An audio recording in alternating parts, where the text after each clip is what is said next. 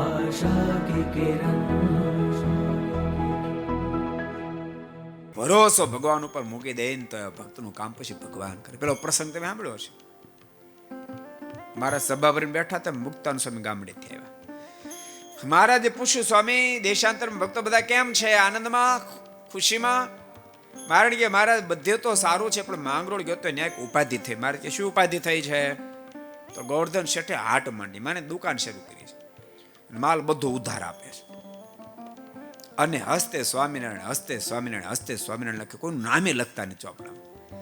મારે કે સ્વામી તો બહુ મોટી ઉપાધિ આવી, એ બધો ખ્યાલ હવે અમારે રાખવો પડશે. સમજાણું તમને?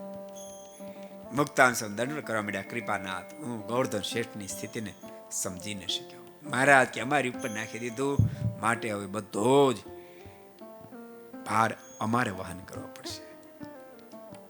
ભગવાન ઉપર ભરોસો મુકાય. ये वीडियो आपको पसंद आया हो तो लाइक करें और शेयर करना मत भूलिए. सब्सक्राइब करें सरदार कथा चैनल को और बेल आइकॉन पर क्लिक करना मत भूलिए लेटेस्ट वीडियो सबसे पहले पाने के लिए.